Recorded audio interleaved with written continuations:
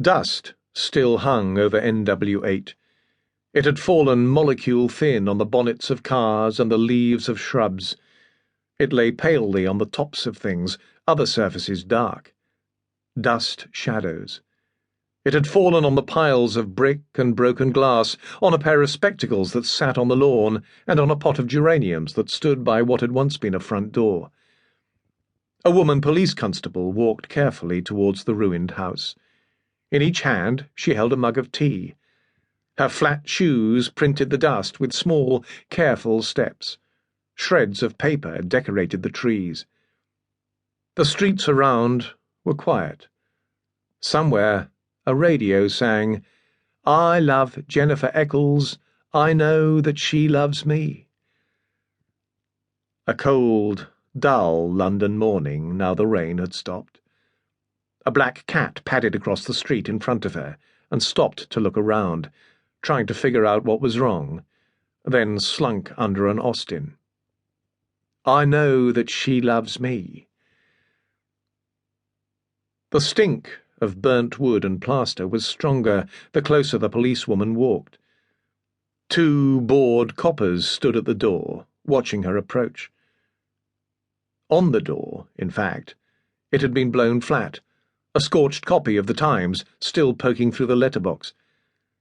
The 2 policemen perched on the wood like a raft to avoid getting their polished boots any dirtier. "Plonk sighted, 6 o'clock. Uglier every year. Don't bloody spill it, love. Won't be any left." "Fuck's sake, woman." But they didn't make a move towards her. "You got sugar?" She said nothing, but handed them the tea. "What about biscuits?" "Get lost." "Only asking." "God, I fancy a biscuit." "They find anyone in there?" she asked. "You spilt half of it." "Go back for biscuits, will you? I've been here an hour. I didn't have my breakfast 'cause of this." "Get them yourself. What do you think I am, your mum?" One face of the house had been blown completely away. Above, loose timbers jutted from the roof. It must have been a big house. Posh. "Still a big crowd?" "Only about 50, mostly just wanting to know when they can get back into their houses." They turned at the sound of a van, loud in the empty street.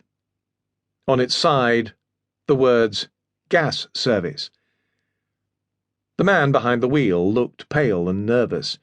He shut off the engine, wound down the window, and said, "Are my fellows still in there?"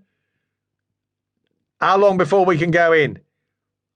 "Not my department," said the man from the gas board, getting out of the car.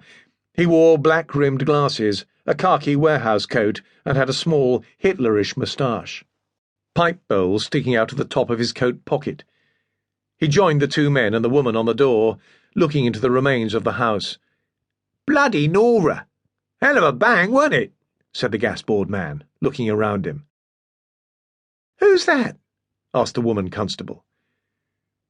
Halfway down the street was a man with long hair, dressed in an army surplus store greatcoat, bending over a Hanimex, methodically taking photographs. How had he got there? People were getting panicky about their plumbing. People remembered the photographs of flats crumpled like cards in one of the brand-new blocks. And now this. "Explosion levels Maida Vale house." "Oi! Do you have permission for that?" It was so quiet in the street you could hear every snap of the shutter, even though he had to be 25 yards away. The thinner of the 2 coppers bent to put his tea down carefully on the edge of the door, then started to make his way through the rubble. "The public ain't allowed."